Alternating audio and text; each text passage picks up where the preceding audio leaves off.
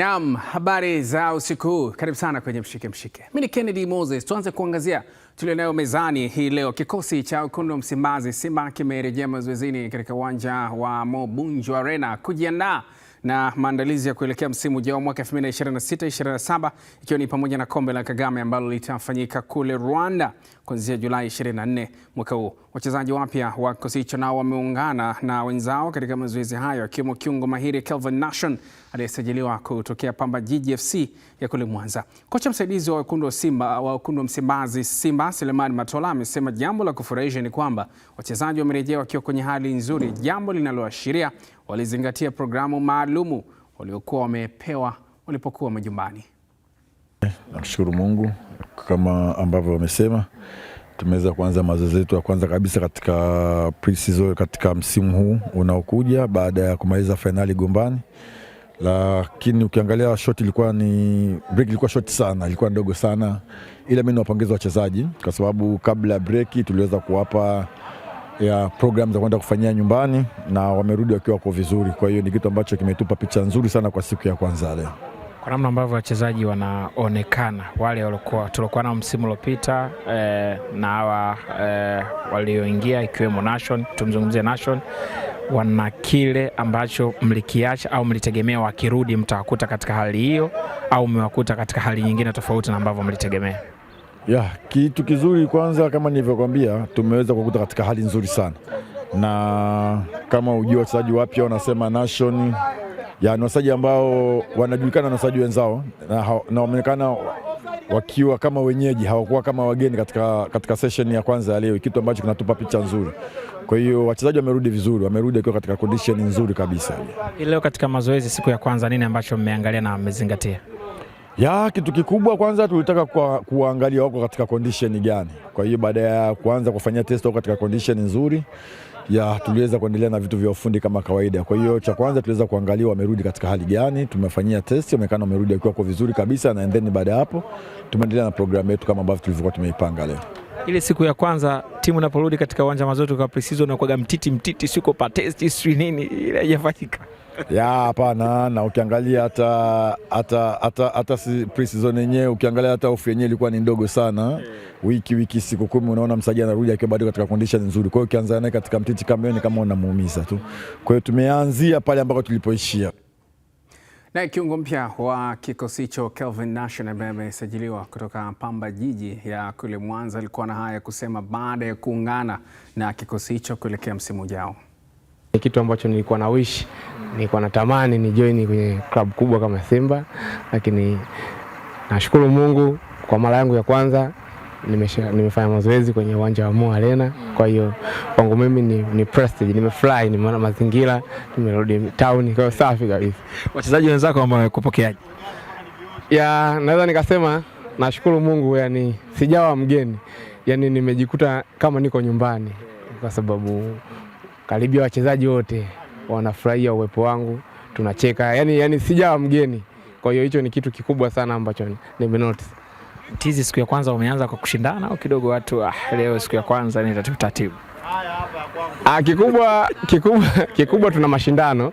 Yani tunafanya mazoezi, tunajiandaa, lakini tumefocus kwenye mashindano. Kwa hiyo hatuwezi kuingiana kwa sababu utapoteza askari. Tuendelee kuangazia mengine, tugeukie matajiri wa jiji sasa, Azam FC ambao wanataraji kuingia kambini Julai 25 mwaka huu, ambapo itakuwa ni maandalizi ya kuelekea msimu mpya wa ligi kuu NBC mwaka 2026-27. Kwa sasa klabu hiyo inaendelea na usajili wa nyota wapya na leo wametangaza kumshusha mshambuliaji wa kimataifa wa Sudan John Mano kutoka klabu ya Al Ahly ya kule Libya. Afisa habari wa kikosi hicho Hashim Ibwe amesema usajili wanaofanya sasa ni wa kimkakati na lengo ni kuimarisha kikosi hicho kuelekea msimu mpya wa mashindano. Tunatarajia kuiona timu kambini kuanzia tarehe 27. Tutakuwa na maandalizi yetu kama kawaida, tutaendelea na maandalizi ya msimu ujao. Ni kipindi ambacho tunakitumia kuiandaa timu, lakini kama haitoshi pia tutakuwa na michezo pia ya kirafiki. Hatutacheza mashindano yoyote kwa kipindi hiki, lakini tutakuwa na mechi za kirafiki za hapa na pale za kujipima. Lakini kwa upande wa wachezaji ni watoe hofu mashabiki wetu. Tumefanya scouting nzuri. Tumeangalia kila eneo ambalo mwalimu alikuwa anataka kulifanyia maboresho kwa mapendekezo yake mwenyewe, tukaingiza wachezaji ambao wameingia, na hawa ambao tumewatambulisha ni sehemu tu ya project ya kile ambacho amekitaka mwalimu, lakini bado kuna wachezaji wengine ambao tutaendelea kuwatambulisha kwa ajili ya kuimarisha kikosi chetu zaidi, lakini pia kuna wachezaji wengi pia ambao watatoka ndani ya kikosi kwenda kwenye sehemu zingine. Wapo ambao tumemalizana nao kwenye mikataba na wapo ambao kwenye klabu imeona kwamba hamna namna ya kuendelea nao, kwa hiyo tuwaruhusu waendelee kutafuta malisho sehemu nyingine, wakati ambao tutafanya replacement pia ya wachezaji hao. Tutatoa taarifa ya pre-season hivi karibuni, lakini kwa sasa tunategemea kuiona kambini timu kuanzia tarehe 25. Ndo timu itaanza kurejea kambini Azam Complex pale Chamazi. Ni utaratibu wetu wa kila mwaka, kila ambapo tunaanza pre-season, wiki ya kwanza inakuwa pale Chamazi. Baada ya hapo tunasema kwamba timu itakuwa imejificha wapi kwa ajili ya kuendelea na maboresho na kuitengeneza timu kuelekea msimu ambao unafuata, lakini tunategemea rasmi kuanza mazoezi tarehe 27 ya mwezi huu, na tarehe 25 tunategemea kila mchezaji aanze kuripoti kambini tayari kwa ajili ya kuanza maandalizi ya msimu ujao.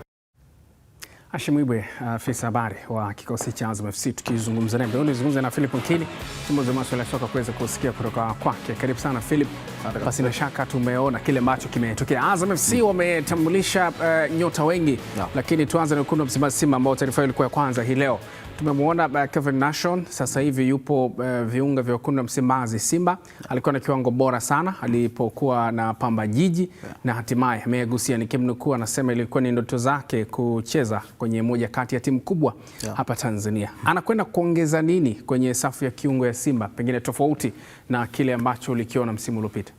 Kwanza kwa Nation unamtaja kama daraja la tofauti, wachezaji ambao wako kwenye daraja la juu kwenye ligi ya Tanzania, kwa sababu amecheza muda mrefu. Kumbuka ametumika Singida akafanya vizuri sana, ameenda Pamba pia ameonyesha uwezo wake. Anakuja Simba, sehemu ya kiungo ya Simba, kwa mtu ambao akitazama kwa jicho la kawaida anaweza kumwambia mbona msimu uliopita ilikuwa haina shida sana, ilikuwa ina Kagoma, ilikuwa ina Kante, lakini yeye kuna kitu ambacho mwalimu amekiona ya kwamba anaweza kwenda kuongeza katikati ya hawa wawili, aidha akacheza na Kagoma au akacheza na Kante, au mmoja labda ana safari ya kuondoka. Kwa hiyo kuna kitu ambacho mwalimu ameona kwamba anaweza kwenda kukiongeza pale, lakini pia ni faida kwa sababu atashiriki kwenye michuano ya kimataifa, ni mchezaji wa timu ya taifa ambao kuna vitu vingi hata vigeni tofauti na kule alipokuwa mwanzo, ambao atakuja kuongeza vitu kubwa sana kwenye timu ya taifa ambayo inatarajia kushiriki michuano ya AFCON baadaye mwakani. Najaribu kuangalia sasa hivi Simba wataongeza watu kwenye eneo la kiungo. Kulikuwa kuna Kagoma ambaye sifa zake ukimtazama ni kama anashabihiana na Nation hivi. Ushindani wa namna hii na kile ambacho wote wawili wanaofa, bila shaka wanakwenda kuongeza kitu kwenye eneo la kiungo la Simba, sio? Mara nyingi kwa wachezaji wa hizi nafasi za kiungo na mabeki wakati, walimu wengi wanapenda wapate wachezaji ambao wanaenda kushindana. Yaani sio kila siku una uhakika kwamba mimi nitakuwa na namba. Kwa hiyo Kagoma anaenda yuko pale sasa hivi, akili yake yote inamuonesha ya kwamba kuna mtu mwingine ameongezeka ambao ananipa pressure ya kuendelea kufanya mazoezi zaidi na kuongeza kitu ili nipate nafasi kwa mwalimu. Sababu kama amesajiliwa Nation, ina maana kuna sehemu mwalimu ameona kuna pengo. Sasa kama lile pengo litaendelea, na maana kati ya Kagoma au Kante kama watabaki kwenye timu, mmoja wapo atakaa nje kumpisha Nation acheze. Kwa hiyo kuna sehemu sasa hivi unaenda kuongeza ushindani mkubwa zaidi kwenye timu ili hao wachezaji wote wawili waweze kucheza, kwa sababu kwenye hali ya kawaida ni ngumu kusema kwamba utawatumia wote watatu. Labda mwalimu kama ana plani ya mmoja kuondoka, na hata kama atakuwa na plani ya mmoja kuondoka, kuna wakati timu inalazimisha lazima icheze na kiungo mmoja wa kukaba. Kwa hiyo nani atakayetumika kati ya hao wawili ni ule ushindani ambao sasa unakuja kuonekana mazoezini. Nimemsikia ameulizwa swali akaambiwa umeanzaje, yani kwa kutafuta namba au vipi, akacheka kwanza. Kwa nini anacheka? Ni kwa sababu anajua ya kwamba huko alipo sasa hivi pressure ni kubwa zaidi kuliko kule alipotoka mwanzo. Haya, Chilambo pia ni miongoni mwa usajili mpya ndani ya wekundu wa Msimbazi Simba pamoja na Bakari Msimu. Tuanze na Chilambo.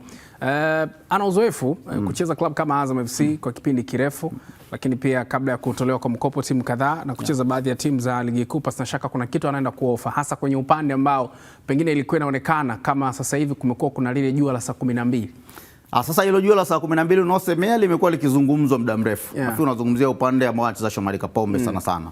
wamekuja wachezaji wengi sana, wameshindwa kumuondoa Kapombe pale kufika kwenye ile standard aloweka. Yani misimu 5 au 6 nyuma wanaletwa watu, unasikia kwamba huyu anakuja kuchukua nafasi ya Kapombe, lakini bado ukiwatazama, ukiweka kwenye mzani, Kapombe anaonekana kuwa bora zaidi. Kwa nini? Kuna kitu ambacho huwa anawazidi wale wengine, lakini huyu anakwenda sasa, jicho ni lile lile pia watu wanalizungumzia kwamba huyu anakwenda sasa hivi kuchukua nafasi ya Shomari Kapombe. Nafikiri kwenye msimu ambao hakutumika sana na uliona mwalimu wakati mwingine alikuwa anampumzisha ni msimu uliopita. Labda ndio maana mwalimu akaona anahitaji kuongeza nguvu nyingine pale. Aidha huyu apambane yeye na Kapombe na Duchu, au huyu apambane yeye na Duchu, au Duchu labda anauza akaondoka akaenda sehemu nyingine, au Kapombe akaondoka huyu akabaki. Kwa hiyo Chilambo mtihani alionao ni mkubwa zaidi, kwa sababu anaenda kwenye kupambana na mtu ambao watu wengi zaidi wameenda pale wameshindwa kumtoa kwenye nafasi yake. Sio.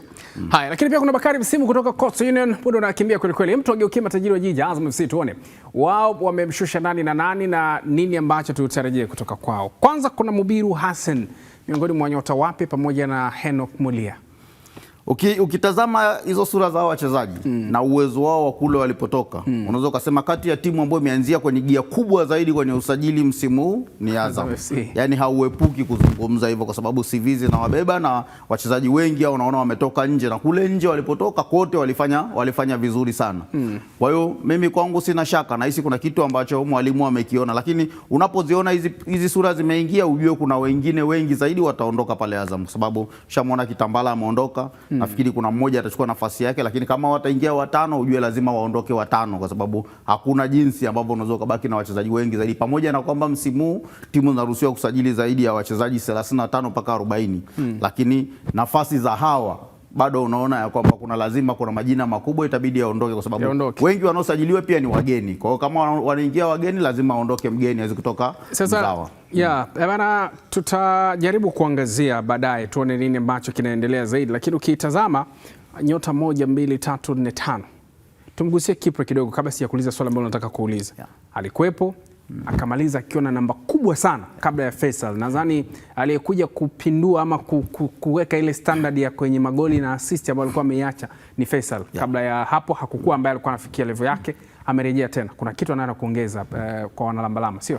Nafikiri kuna kitu mwalimu amekiona cha tofauti. Elewa kwamba wakati anaondoka mwalimu hakuwa Ibenge wa sasa. Ina maana alivyoambiwa kwamba huyu tunaweza kumpata, kuna daraja ambalo ameliona kwenye timu yake, anaweza kwenda kuongeza kitu. Ni mchezaji mwenye mbio, mwenye kila kitu uwanjani, ana uwezo wa kushirikiana na wenzie sana na ana uwezo wa kufunga, lakini ukimwona muda mwingi anasaidia pia kwenye sehemu ya kuja kuzuia.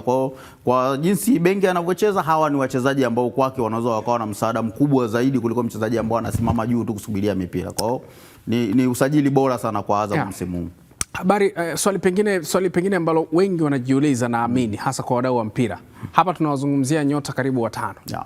Lakini ni kama Azam hawajamaliza, yani kwa namna wanavyoendelea na wanaona kama hawajamaliza. Nafasi za nyota hawa hazizidi 12. Na ukitazama wengi wanaokuja ni kutoka nje. Ni kama Azam FC wamepitisha fagio la chuma. Ina faida chanya ama hasi kiasi gani kuelekea msimu ujao, hasa chini ya Ibenge? Baada ya msimu mmoja wa Ibenge, hakuna ambao anaweza akasema kwamba Ibenge alifeli. Msimu wa kwanza amefanikiwa kwa sababu ameweza kuifikisha Azam kwenye michuano ya CAF, sehemu ambao walikuwa hawajawahi kufika. Kwa hiyo hilo ni daraja kwanza ambalo kwake ni deni ya kwamba lazima ufike hapa sasa hivi, sio hatua ya makundi tena utupeleke robo finali. Unaweza ukasajili wachezaji hawa ukawa huna mawazo sana ya kwamba unataka ubingwa wa ligi kuu, lakini unahitaji basi utimize ile daraja ambalo umepewa, labda robo finali au nusu finali kwa michuano ya CAF. Ukiwatazama wote, hakuna mchezaji mgeni kwenye michuano hiyo. Kwa hiyo kitu ambacho anaenda kukifanya ni kwamba kuna wengi wataondoka, hawa lazima waingie kwenye. Naona muda unakimbia sana. Hebu twende, tunasema tuvute pumzi kidogo. Bado tuko nawe, hundi mshike mshike, endelea kwa nasi.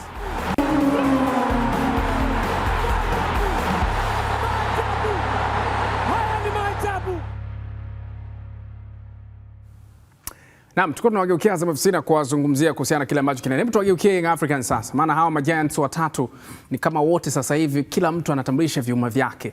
Young Africans nao hawajakaa kimya, wamesha mtambulisha Abdulnasir Lisa, lakini pia Hussein Mehambo pamoja na Juma Issa Abushiri. Tuanzie kwa Juma Issa Abushiri. Kipaji ambacho ni kichanga bado tunasema kwenye level kubwa ya ushindani Tanzania, na miaka 3 kama sijakosea.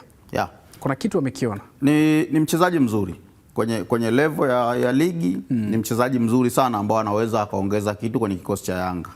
Pressure kubwa ambao anaenda kukutana nayo ni lazima apambane sana kupata nafasi kwenye kikosi cha kwanza, kwa sababu kwa umri wake, sehemu alipotoka alikuwa anacheza kila siku. Sasa hivi anakuja sehemu ambayo hana uhakika sana wa kupata nafasi kwenye 50% au 60 ya mechi msimu mzima. Kwa hiyo nini ambacho kinaweza kikamwokoa yeye ni kutimiza yale ambayo mwalimu atamwambia, lakini kuongeza juhudi kila sehemu. Kuna mashaka ambao watu wengi wanao. Mimi naomba nikuambie kitu kimoja. Mfano Issa Bushiri, ukipita sehemu hata baada ya Yanga kumtambulisha, wengi walikuwa wanasema kuna fulani alikuja akafeli, kuna fulani alikuja akafeli. Kufeli kwa mchezaji kunaweza kutokea, lakini kama yeye mwenyewe amekuja akijua kwamba mimi naenda kupambana hapa nitacheza. Wameenda kina Baka walikuwa hawatarajiwa kwamba watacheza. Baadhi wanaona hii ni kama pesa kwa Young Africans huko mbele. Na ni pesa kweli, kwa sababu kama akipata nafasi akionyesha uwezo wake, timu nyingi zinaweza zikamhitaji, sio ndani tu, hata nje ya nchi. Tumeona wachezaji wengi wanatoka ndani wanaenda kucheza nje ya nchi. Kwa hiyo ni kitu kizuri kwao kuendelea kukitunza hichi kipaji, lakini kama atakuwa anafanya vizuri, akipata nafasi, nafikiri kwa 30% au 40 msimu wake wa kwanza atakuwa amefanikiwa sana na kikosi cha Yanga. Hussein Mihambo, mchezaji mwingine mzuri ambao watu wengi walikuwa wanamtaja kwenye tetesi ya kwamba ana uwezo wa kwenda Simba, ana uwezo wa kwenda Yanga, ana uwezo wa kwenda Azam. Kwa kama amefanikiwa kwenda Yanga, ina maana kuna kitu kikubwa sana anaenda kukiongeza. Watu wameshamuona uwezo wake. Ukimuuliza mtu yote atakwambia sina pressure sana na huyu mchezaji kwa sababu tayari tulishauona uwezo wake. Kwa hiyo naye anarudi kama ilivyo kwa Bushiri, ya kwamba lazima uonyeshe kile ambacho walikusababisha ukasajiliwa nacho. Yaani usifike ukawa na hofu ya kwamba pale kwenye ile nafasi ninaocheza mimi yuko fulani. Hapana, fika uoneshe kwamba mimi nina uwezo wa kupambana na mchezaji yoyote aliyeko kwenye kikosi cha Yanga, kwa sababu pia ni nafasi yao ya kupata nafasi kwenye timu ya taifa. Shukrani sana Nkini, tupata sababu kujadili mengi zaidi. Ni Philip Nkini, mchambuzi wa masuala ya soka, nikizungumza naye kuhusiana na kile ambacho nimekujuza hapa leo. Lakini tumekuuliza swali kupitia kurasa zetu mbalimbali za mitandao ya kijamii. Hem, tuangalie kile ambacho umetujibu na kushiriki nasi kwenye kurasa zetu. Swali lilikuwa linahoji kwa usajili unaoendelea mpaka sasa katika timu za NBC Premier League, unatazamaje msimu ujao wa mwaka 2026-27? Tuangalie kile ambacho umetuandikia, tukianza na ukurasa wa Instagram Azam TV Sports. Mwekinda Jafet anajiita Mwakaja anasema hivyo, ligi itakuwa na ushindani sana, maana timu nyingi zimejipanga si kinyonge, ligi itakuwa tamu sana. Lakini Father with Baraka anajiita hivyo, anasema msimu utakuwa mgumu sana, maana kila timu inajaribu kusajili kikosi bora kitakachoweza kuleta ushindani kwenye ligi ya ndani na kimataifa. Lakini Davis Deogratius yeye anasema ni usajili mzuri kwa timu zote kulingana na mahitaji yao. Atakayechanga karata zake vizuri kwenye scout ndiye atakayevuna matunda chanya. Tuangalie Facebook sasa, tuone kile ambacho umetuandikia. Anajiita Kofte Tanzania anasema katika misimu yote iliyowahi kutokea, basi msimu mwaka 2026-27 unakwenda kuwa msimu bora na mgumu kuwahi kutokea kwenye pande zote mbili za ushindani. Naenda kuona utakuwa ni msimu wa popote mshindi anapatikana. Mtu akikaa vibaya hata kwake atapasuliwa, hakutakuwa na mkubwa wala mdogo. Kulo John anasema mtazamo wangu kwa sasa naweza kusema kwamba Simba anaonyesha uhatari. Young Africans wanasajili, lakini usajili wao unalenga 2030 ama 2030. Hivyo hii kauli mbiu ya mwakani tena, tusubiri kwanza. Niite Kulwa, natoka Mpanda, Tanganyika Majalila. Haya, lakini Jafari Bakari anasema Wakatoro Geita, ambako kuna trend kweli kweli siku za hivi karibuni, jinsi usajili ulivyo mpaka sasa, Azam wako serious sana, tofauti na timu hizi zingine. Yote kwa yote, dirisha la usajili bado halijafungwa. Tutazidi kuona mengi katika dirisha hili kubwa la msimu mwaka 2026-27.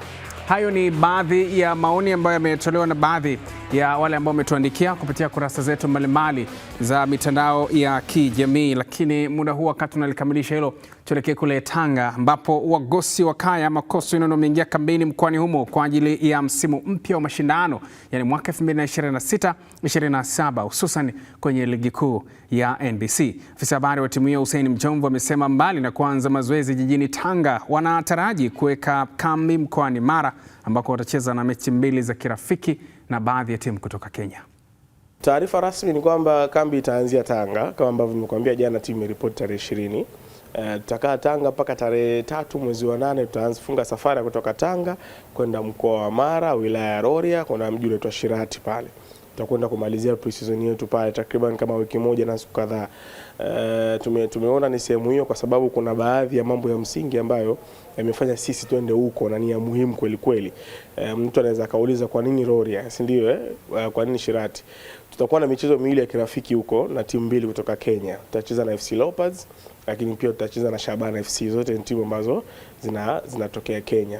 Tumeona ni michezo ambayo ni competitive kwetu, itamsaidia mwalimu kuanalyze course chake vizuri, lakini pia ni michezo ambayo itatupa dira tunakwenda kuwa na msimu gani. Ukiangalia changamoto kubwa ambayo makocha wengi wanapata kipindi cha pre-season ni kupata game ambazo zina kipimo sawa na ligi kuu. Ndio changamoto kubwa. Kwa sisi baada ya kupata hizo game mbili tumeona it's okay, tunaweza kufunga safari ya kutoka Tanga kwenda Rorya pale Shirati kwa ajili ya kuweka kambi pale na kupata hizo mechi mbili. Baada ya hapo tarejea Tanga kuanza mchezo wa kwanza wa ligi kuu ambao tunaanzia nyumbani dhidi ya Mashujaa FC. Ni afisa habari wa Wagosi Kaya Coastal akizungumza kuelekea maandalizi yao ya msimu ujao. Wakati tunajiandaa pia kuelekea kutazama msimu ujao wa ligi kuu ya NBC, bodi ya ligi Tanzania imeshatangaza ratiba namna ambavyo itakuwa kuelekea msimu huo. Na baada ya kusikia tangazo hilo, klabu ya JKT Tanzania haitaki kulaza damu. Tayari imeshaanza mkakati kabambe wa maandalizi ili kufanya vizuri kuelekea msimu ujao. Afisa habari wa timu hiyo Masau Bwire ameeleza mpango mzima ikiwemo usajili wa wachezaji wapya watakaoingia kuimarisha kikosi chao. Kwanza tumshukuru Mungu, tulimaliza msimu salama, vijana walipata mapumziko na sasa tayari wamerejea kambini kwa ajili ya maandalizi ya msimu mpya. Sisi tuko vizuri. Msimu uliomalizika tulikuwa vizuri, tulikuwa na malengo lakini hatukufika kwenye malengo yetu. Tulikuwa na malengo ya aina mbili na ndio hayo tunakwenda nayo. Na hatutanii, tunamaanisha. Lengo la kwanza ni ubingwa wa soka la Tanzania. Japo wa Tanzania walio wengi unapozungumza hii kauli kwa sababu fikira zao zina Simba na Yanga, na nitamke tu kwa sababu ndo walisia, wanakuona kama mwenda wazimu. Lakini sisi uenda wazimu huo tulishauacha, tulishatoka. Sisi tuna akili timamu na tuko vizuri. Kwa hiyo tumesajili vijana, tumeongeza katika usajili huu. Kwa wale tuliokuwa nao tutakuja kuwatangaza hadharani siku ikifika, kwa sababu sisi tuna utaratibu, hatupayuki. Maandiko nayo yanasema usipayuke kama mtu wa mataifa. Mtu wa mataifa ni yule mtu ambaye haendi kwenye utaratibu. Sasa sisi JKT Tanzania tunakwenda kwenye utaratibu. Watanzania wavute subira, tutakuja kukitangaza kikosi chetu mahili makini ambacho tunalenga kitufikishe kwenye matamanio yetu. Hilo ndilo ambalo tunaweza tukawaeleza. Wakati akiendelea, tugeukie mchezo mpira wa kikapu sasa, ambapo waziri wa habari, utamaduni, sanaa na michezo Paul Makonda amezindua rasmi mashindano ya taifa ya mchezo wa mpira wa kikapu yanayoendelea katika viwanja vya Chinangali pale Dodoma. Alipokuwa akizindua mashindano hayo, amegusia pia suala zima la kila ambaye alitakiwa kuhakikisha anashirikisha timu yake ama kuhakikisha timu yake inashiriki kwenye mashindano hayo, na hajafanya hivyo ajiuzulu. Lakini pia amegusia kwamba mashindano hayo yatafana kweli kweli. Nimemsikia rais wetu wa shirikisho la basketball amesema alitoa ahadi ya milioni 10 kwa kila mkoa utakaoendesha ligi yake ndani ya mkoa, na akaweka vigezo ili atoe mchango wake kama sehemu ya kukuza na kuongeza motisha katika ukuaji wa mpira wa basketball kwenye mikoa yetu. Tuna mikoa takriban 26. Lakini hapa amesema mikoa 3 tu angalau imeanza. 5. Sasa sijajua ni nini kinachoendelea kwa mikoa mingine. Lakini nafahamu tuna uongozi katika kila mkoa ambao ndio unahusika kukuza, kulea na kutambua vipaji vya basketball. Naomba kutumia hadhara hii kusema, moja, kwa mkoa ambao haujaleta timu Dodoma kwenye Taifa Cup na una uongozi, mjehesabu uongozi wenu umekufa hapo hapo. Naomba kurudia tena. Kama kuna mkoa ambao hautashiriki Taifa Cup na una uongozi wa mkoa wa basketball, manake huo uongozi baada ya Taifa Cup kuisha na nyinyi hamjaleta timu ndio mwisho wa uongozi wenu. Tumechoka kuwa na viongozi wa vilabu, viongozi wa mashirikisho. Kazi yao ni kutumia tu vyeo kwenda kugonga hodi kwa matajiri na kuchukua pesa, na wala sio kuendeleza vipaji vya vijana tuliokuwa nao. Tunataka viongozi ambao walichokiomba wanakifanya kwa ukamilifu, sio kuomba cheo, matokeo yake cheo unakitumia kwa familia yako na kujinufaisha wewe, na vijana wengi wenye vipaji wakikosa fursa ya kuonyesha vipaji vyao. Kabla ya jioni hii ambapo Waziri wa Habari, Utamaduni, Sanaa na Michezo Paul Makonda alizungumzia na kuzindua rasmi mashindano hayo mapema leo. Hivi ndivyo hali ilivyokuwa wakati wa uzinduzi na maandalizi kuelekea mashindano hayo ambayo yatatimua vumbi kwa siku chache zijazo. Taarifa ifuatayo inafafanua zaidi.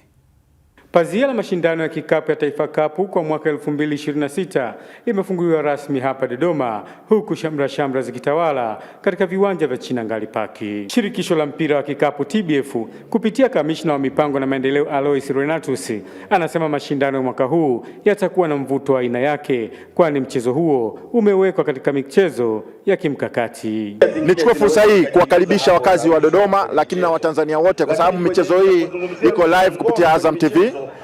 Waweze kuangalia vipaji na namna ambavyo Watanzania sasa wameamka kupitia mchezo wa mpira wa kikapu. Tunaweza tukatambua kwamba mchezo wa mpira wa kikapu kwa sasa hivi ni mchezo wa kimkakati katika nchi ya Tanzania. Ni moja kati ya michezo ya kimkakati, na tunajaribu kuukuza kadiri tunavyoweza kuweza kuufikisha kwenye mahali ambapo Tanzania itajivunia vijana wetu ambao wanatuwakilisha kwenye mchezo wa mpira wa kikapu. Alois anaeleza namna mashindano haya yatakavyochezwa hadi kufikia tamati Agosti mosi. Ni mashindano ambayo yanachezwa kwa mfumo ambao tunauita round robin, kwa maana ya mzunguko, na baada ya hapo kila timu zitatoa watu wanaokwenda kwenye robo finali, alafu baadaye nusu finali na baadaye finali. Na zawadi nitazitaja. Kwa wanaume, mshindi wa kwanza anapata milioni 25 na kwa wanawake ni milioni 15.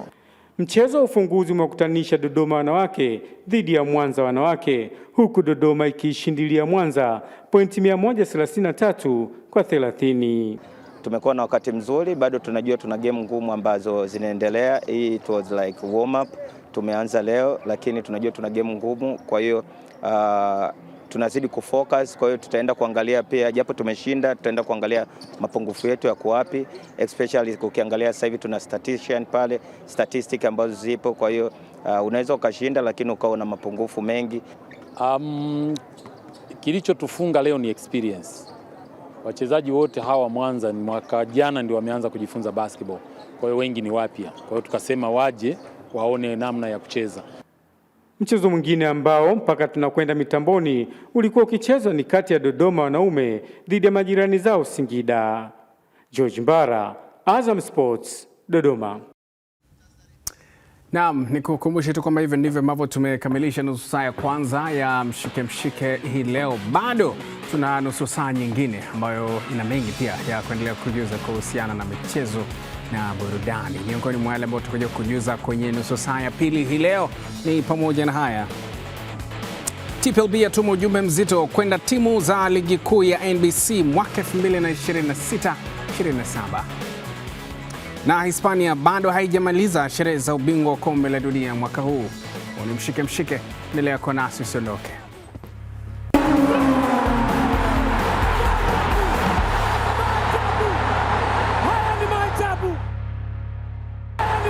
Asante kwa kuendelea kuwa nasi. Huu ni Mshike Mshike. Karibu tuendelee kuangazia tulionayo mezani kwenye ugo michezo na burudani. Sasa tunageukia vitasa ama boxing, ambapo bondia Abdalla Pazi maarufu kama Dula Mbabe kutoka kambi ya Kinyogori Boxing Gym ameahidi kurudi kivingine dhidi ya mpinzani wake Hussein Itaba kutoka Mabibo, Dar es Salaam katika usiku wa Dar Boxing Derby, yani Julai 24 ya mwaka huu jijini Dar es Salaam. Akizungumza wakati huu ambapo anaendelea na mazoezi, Dula Mbabe amesema yeye ni bondia aliyekutana na mabondia wakali duniani, hivyo anaenda kuonyesha ukali wake uliojaa utaalamu na ufundi wa ngumi na aweza kumchapa pia Itaba ndani ya raundi za mwanzo kabisa za pambano hilo. Mapambano makali yatashuhudiwa siku hiyo ambapo Juma Choki ataambinyana na Tony Rashid wakibeba pambano kuu ambalo mshindi ataondoka na gari aina ya Crown maarufu kama Crown mtoa roho. Lakini hii si zawadi pekee ambayo watapata kwenye pambano hilo, kwani kuna fedha taslim pia ambazo watakuwa tayari wameshapewa kila mmoja. na najua mnazo tetesi yupo kambini. Itaba nimekuta mara 3 ujue. Wewe subiri wote naambia tarehe 26. Yaani kwamba sina hofu.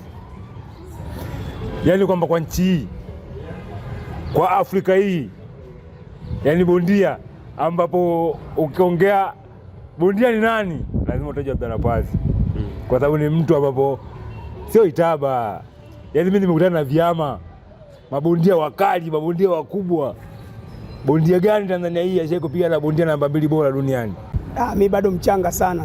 Bado najifunza kwa kocha wangu hapa, kocha Habibu Kinyogoli master. Kwa hiyo sijaona cha kunichekesha kwa sababu huyo kocha wangu wenyewe mambo aliyofanya ni makubwa zaidi ya Dula, zaidi ya mabondia watu wanaocheza. Kocha kunichekesha mimi kwanza Itaba alale. Nitacheka na nitacheka. Kacheka! Umeelewa?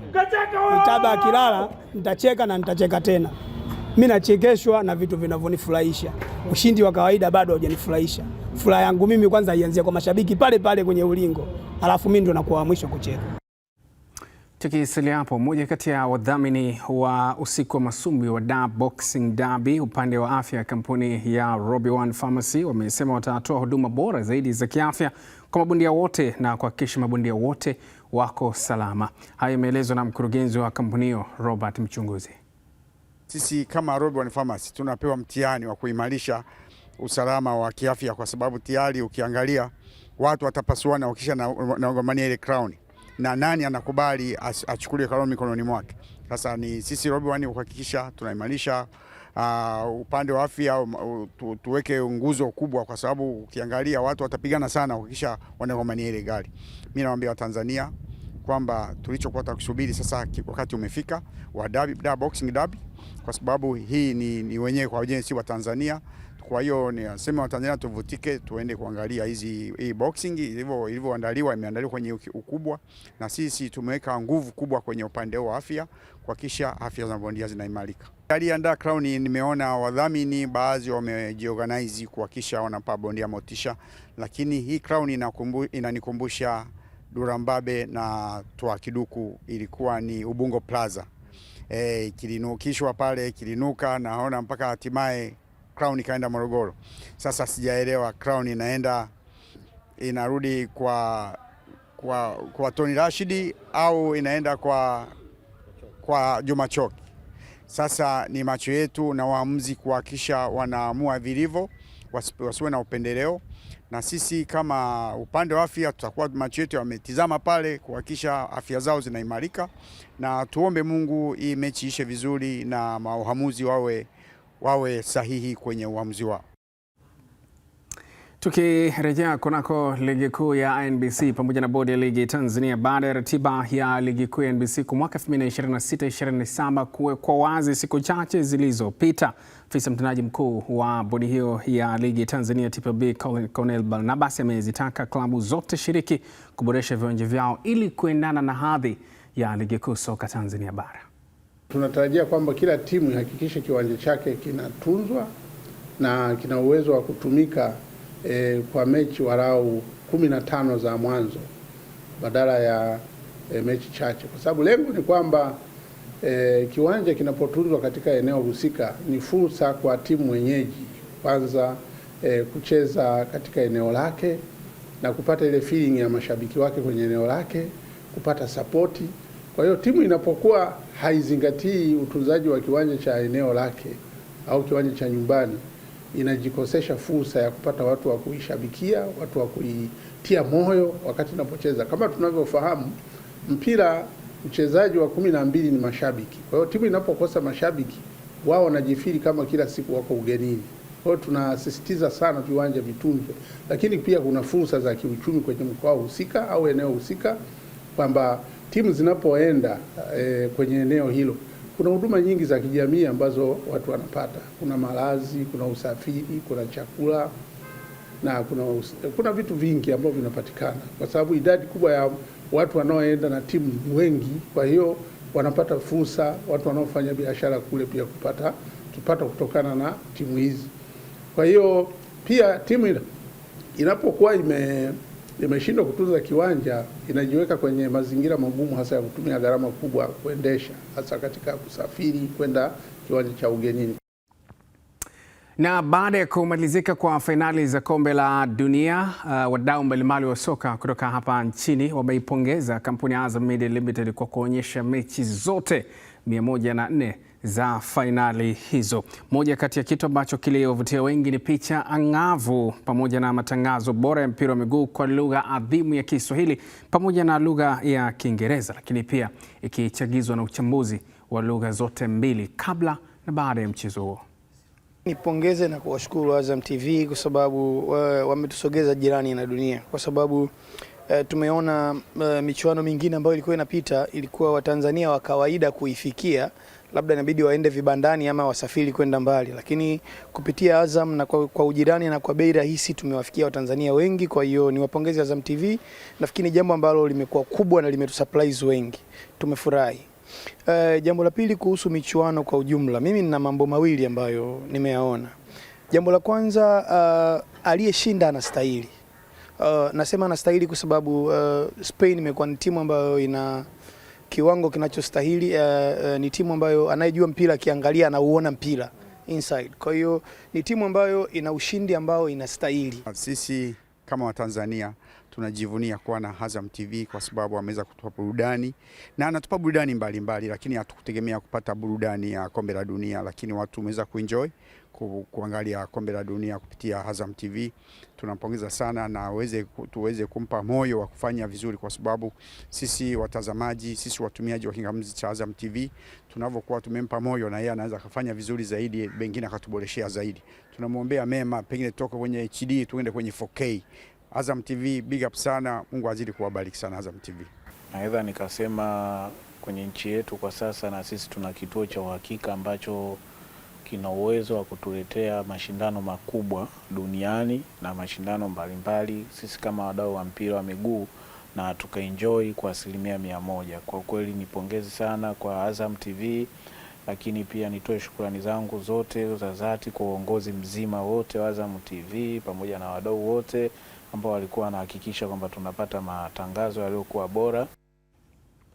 Naam, tutazame sasa mengi ambayo pengine si ya kuyasahau kutoka kwenye fainali hizi za kombe la dunia ambazo zimemalizika siku moja kushinda jana. Tuanze sasa kutazama mambo yalivyokuwa, na huu ni muhtasari wa fainali za kombe la dunia mwaka 2026 ambapo bingwa amekuwa ni Hispania. Tumesikia moja kati ya mashabiki hapo akisema kwamba Hispania walistahili kwa mabingwa wa fainali hizi, lakini nafasi ya pili imeshikwa na aliyekuwa bingwa mtetezi wa fainali hizi. Hapa namzungumzia Argentina ambaye alikuwa bingwa wa fainali hizi ambazo zilifanyika kule Qatar ama kwenye miongoni mwa mabara makubwa sasa hivi kwa maana ya Asia. Walishiriki fainali hizo Argentina wakiwa mabingwa mbele ya Ufaransa kwenye mchezo wa fainali. Awamu hii wameangukia pua kwenye mchezo wa fainali wakipoteza dhidi ya Hispania. Habari kubwa kwenye mchezo huo ni Enzo Fernandez kupewa kadi nyekundu. Nafasi ya tatu imeshikwa na England ambao ni kwa mara ya kwanza wanamaliza wakiwa washindi watatu baada ya kupoteza mechi mbili kwenye fainali mbili tofauti za kupambana kuwa washindi watatu. Kabla ya kushinda mchezo huo ambao walicheza dhidi ya Ufaransa, walikuwa na matokeo ambayo si ya kuridhisha sana, kwani mwaka 1990 walipoteza mchezo wa kutafuta mshindi wa tatu, wakaja kupoteza pia mchezo wa aina hiyo hiyo wa kutafuta mshindi wa tatu mwaka 2018. Bahati ilikuwa kwao awamu hiyo wakipambana kweli kweli dhidi ya Ufaransa ambao almanusura watibue mipango, lakini goli la Jude Bellingham likamaliza kila kitu. Mchezaji bora ni Rodrigo, ni kiungo huyu wa timu ya taifa ya Hispania, anakipiga kwenye klabu ya Manchester City na bado ana mkataba na City. Inazungumzwa kwamba huenda akaondoka msimu huu, swali je, atasalia au la. Lakini pia ukiacha hilo, mfungaji bora ni Kylian Mbappe ambaye amemaliza na magoli 10, magoli mawili zaidi dhidi ya mpinzani wake ambaye walikuwa wanakimbizana kweli kweli kwenye finali hizi. Hapa namzungumzia Lionel Messi la Pulga, na kipa bora ni Unai Simon, kipa wa Hispania ambaye mpaka anafika kwenye mchezo wa fainali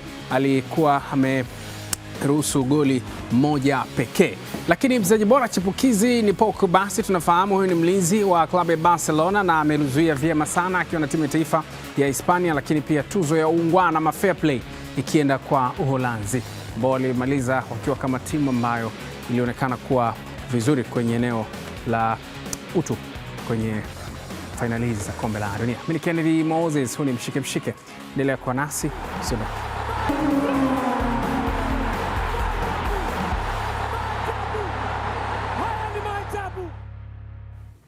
Asante kwa kuendelea kuwa nasi. Tuendelee kuangazia yale ambayo tunayo mezani hii leo, kwa sababu tumekuwa tukikujuza kuhusiana na kila ambacho tuko nacho mezani kuhusiana na matukio mbalimbali kimichezo. Awali nimekujuza kuhusiana na namna ambavyo shirikisho la soka hapa Tanzania limejiandaa kuelekea kwenye ligi kuu msimu ujao, lakini pia na kile ambacho kinaendelea kuhusiana na fainali za kombe la dunia. Sasa ni kugusia na hili. Uongozi wa shirikisho la mpira wa miguu Tanzania kwa watu wenye ulemavu TAF umetoa tathmini ya mafanikio makubwa baada ya kukamilika kwa ligi ya watu wenye ulemavu Azam Amputee Football ambayo ilikuwa inafanyika mwaka 2026, huku ikiweka wazi mikakati mipya ya kupanua wigo wa mchezo huo kwa kuanzisha programu maalum ya soka la walemavu kwa upande wa wanawake na kuongeza zaidi idadi ya wachezaji wanaocheza soka la kulipwa nje ya nchi. Ukiangalia kwa sasa kama shirikisho tunaendelea kufanya tathmini ya namna mashindano haya yalivyokuwa na tuone mapungufu yalikuwa sehemu gani, ili tuweze kuboresha kwa mwakani, ili mashindano yaweze kuwa na ushindani zaidi na yaweze kuwa na mvuto zaidi, ili kuweza kuwavutia wadau na wawekezaji waje kuwekeza katika mchezo huu. Lakini pia kwa mwaka huu bado kwa sasa tunaendelea kwenye programu ya soka la wanawake, na hivi kesho panapo majaliwa tutakuwa na kikao pamoja na wachezaji kadhaa wa kike ambao tunao mpaka sasa, ili sasa tuweze kuanzisha programu za kwao, kwa sababu tulipokea shirikisho la dunia walileta hapa mapendekezo kuwa na timu ya wanawake, kwa sababu tuna michezo mingi ya wanawake, na ukiangalia kwa mwaka huu kuna mashindano ya wanawake ambao mpaka sasa nchi ambayo ilikuwa imepewa nafasi ya kuhosti ilikuwa Burundi, lakini mpaka sasa bado inaweza ikabadilika ikaja nchi yoyote. Lakini pia kuna mashindano ya kombe la dunia kwa wanawake ambayo yatafanyika mwakani kati ya Poland ama USA. Sasa tunaendelea na programu hii ya soka la wanawake ili tuone namna gani na sisi tunakuwa katika pia kwa upande wa wanawake, tuwape nao nafasi ya kuweza kushiriki katika mchezo huo. Na kwenye pool table, mashindano ya Q Masters International yanatarajiwa kufanyika mapema mwezi wa 8 mwaka huu kule Arusha, ambapo mshindi anatarajiwa kuondoka na kitita cha shilingi milioni 20 za Kitanzania. Naendelea vizuri. Kamati yetu inafanya kazi nzuri, kamati ya kuhakikisha kila kitu kiko sawa, ikiwa ni pamoja na miundombinu, meza, mazingira, pia mapokezi na ya washiriki wote ambao watatoka nje, inaendelea vizuri. Na hapa nchini morali iko juu sana. Vilabu vingi vimejipanga, vinatambiana na wachezaji wengi. Sasa hivi inaonekana kidogo mwaka huu wanataka kushiriki vizuri na kupata matokeo mazuri. Naona vilabu vingi, wachezaji wote wanafanya mazoezi vizuri. Cha kwanza ni kuweka userious kwenye hili jambo, kwa sababu sometimes unajua zawadi inapokuwa ni kubwa pia inatengeneza hamasa kwenye mchezo na kuupa thamani, kwamba hata mchezaji anapokuwa anashinda ile zawadi, kuna namna fulani hivi kwenye maisha anaweza kupiga hatua na kufanya jambo la msingi. Na ndio maana tunajitahidi kadri tunavyoweza, at least tuweke zawadi ambayo inaweza kumhamasisha mtu yoyote kushiriki na kuhakikisha anashinda. Of course tumejiandaa sana na tunaendelea kujiandaa kutokana na sisi ndo mabingwa watetezi. Kwa hiyo tunajiandaa ili kuhakikisha ubingwa unabaki hapa hapa kama ilivyokuwa mwanzo.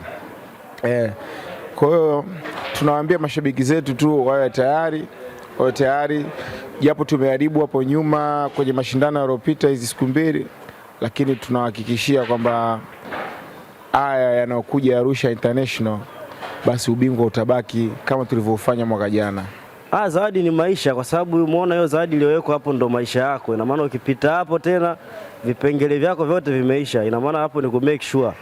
Anyway, kama mchezaji unatakiwa utambue ile unachokifanya, ujipange vizuri kuhakikisha kwamba unaenda kupita pale na maisha yako yanakuwa mazuri. Haya mashindano nimeyazoea na sina pressure, niko vizuri. Game ya mchezaji yoyote nitakayekutana naye uwanjani anafungika na sina pressure na mchezaji yote, maana hao wachezaji nakutana nao mara nyingi. So sina pressure na game, tutakutana uwanjani, tukutane Arusha. Na ili kuendelea kukuza vipaji vya soka nchini, mashindano ya Rais Cup yanatarajiwa kutimua vumbi kwa takriban mwezi mzima ili kuendelea kusaka vipaji na kukuza soka nchini. Akizungumza wakati wa maandalizi ya mashindano hayo, mkurugenzi wa mashindano hayo Romichelle Shaw amesema wamejipanga vyema kuhakikisha mashindano hayo yanafana. Kiukweli huu ni msimu wa pili wa Rahisi Cup na msimu wa pili wa mafanikio kwetu, msimu wa pili wa mafanikio kwa vijana. Msimu wa kwanza wa Rahisi Cup ulikuwa ni msimu wa timu 10 peke yake. Sasa hivi tumekwenda tuna usajili wa timu 16. Kwetu sisi kama sisi mafanikio, kwetu kama sisi ni kupanda kutoka step moja kwenda step nyingine. Mwaka jana hatukuwa na mtu yote ambaye anakwenda na sisi. Sasa hivi kuna makampuni yameonyesha interest. Tumetoa zawadi kwa kila timu ya jezi seti 5, mipira 5 pamoja na kifuta jasho cha shilingi milioni. Tumechukua marefa wenye vigezo ili kuboresha mashindano yetu, kwa sababu mashindano yetu huu ni mwaka wa pili. Mwaka wa kwanza tulitumia marefa wao kutoka chama cha soka wilaya Kinondoni, na mwaka huu tumeamua kutumia hivi kuleta ladha katika mashindano yetu. Kwanza napenda kuwapongeza waandaaji wa mashindano haya. Wamefanya kitu kimoja ambacho kikubwa sana, kwa sababu hapa kila kijana anakuja kuonesha talenti yake, anaonesha alichojaliwa. Napongeza sana waandaaji wa mashindano haya kwanza. Nayo maandalizi ya tamasha kubwa la kimataifa la mchezo wa kuogelea linalotarajiwa kufanyika jijini Arusha Septemba 25 mwaka huu yamepamba moto, huku mataifa kadhaa yakithibitisha kushiriki mashindano hayo makubwa nchini. Kamati ya maandalizi imetoa wito kwa klabu za ndani, waogeleaji binafsi pamoja na wadau wa mchezo huo kuongeza kasi ya kujisajili kabla ya muda wa mwisho kufika. Bahati nzuri kwa mwaka huu sasa, kamati ya kuogelea ya Masters pamoja na chama cha kuogelea Tanzania kimeikasimisha Prime Sports Agency kuandaa mashindano haya makubwa ya kuogelea ya watu wazima. Hii ni mfululizo wa mara ya pili. Tulifanya mfululizo wa kwanza mwaka jana Arusha, na tumeichagua Arusha kwa sababu ni kitovu kinachokutanisha nchi zetu hizi za Afrika Mashariki kwa ukaribu na urahisi. Washiriki wanatokea Kenya, Uganda, Tanzania. Mwaka jana tulipata na Zimbabwe pamoja na Zambia. Kwa mwaka huu tunaiweka kwa ukubwa zaidi kwa sababu Prime Sports imehusika na tumeshafanya maandalizi mazuri kabisa, na tutakwenda kama timu Tanzania. Kwa hiyo niwaombe watu wazima wote, kama vile ambavyo tunakwenda kufanya marathon, basi hii sasa ni ya kwetu. Hii haihitaji ujuzi sana, ni mita 25 tu hapo, hata kama una miaka 40, 50, 60. Hii ni zoezi zuri sana. Tuwatazame wakata upepo sasa na tugeukie mbio za Manyara Tanzanite Marathon ambazo zinatarajiwa kufanyika mwezi Agosti mwaka huu mjini Babati mkoani Manyara. Lengo likiwa ni kupata fedha za ununuzi wa vifaa vya kisasa vya ujenzi wa jengo la watoto wachanga ambao hawajatimiza siku za kuzaliwa katika hospitali ya wilaya ya Hanang. Helen Kawiche kutoka Manyara anaarifu zaidi. Mbio hizo zinatarajiwa kufanyika Agosti 22 mwaka huu hapa mjini Babati, ambapo wanariadha kutoka ndani na nje nchi watashiriki. Akizungumza na waandishi wa habari, mkuu wa mkoa wa Manyara Queen Sendiga amesema mpango wa mbio hizo unakuja baada ya kugundulika kuwa zaidi ya watoto 3,000 huzaliwa kabla ya kutimiza siku mkoani hapa. Sio tu kwamba tunakwenda kutafuta fedha kwa ajili ya kujenga. Nimekuwa nikiongea hili kila wakati. Tunakwenda kutoa sadaka. Kwa sababu hili swala limekaa la kijamii zaidi, la kiroho zaidi. Tunakwenda kuokoa watoto wetu wasife, wadogo zetu wasife haraka kabla ya muda, au wasipate changamoto kubwa katika kukua kwao kwa sababu ya kuzaliwa kabla ya wakati. Lakini pia tunahakikisha tunajenga jengo la kisasa la watoto njiti. Ili jengo tunaposema la kisasa ni la kisasa kweli kweli. Rais wa Shirikisho la Riadha Tanzania Robert Steven ameahidi kuunga mkono mbio hizo na kuhamasisha wadau mbalimbali. Kama tunaweza kuanza Tanzanite kwa hali hii na kulinganisha na ile hali ya Kilimanjaro ilivyoanzia na leo Kilimanjaro iko vile, mimi naamini mwaka huu inapoanza kianza vizuri, mwakani sisi tutakuwa sold out, itakuwa mapema, yani na wengi watu wanataka kuja kutembelea mkoa wa Manyara. Mbio hizo za Manyara Tanzanite Marathon pia zinatajwa kuwa ni kielelezo cha kukuza utalii mkoani hapa. Helen Kawiche, Azam Sports, Manyara. Naam, tumekamilisha hivyo mshike hii leo. Kwa niaba ya wote ambao wamefanikisha matangazo haya, mimi ni Kennedy Moses Mtoze, alikuwa ni Akida Kilango ama Wakidu Kaida. Tukutane wakati mwingine.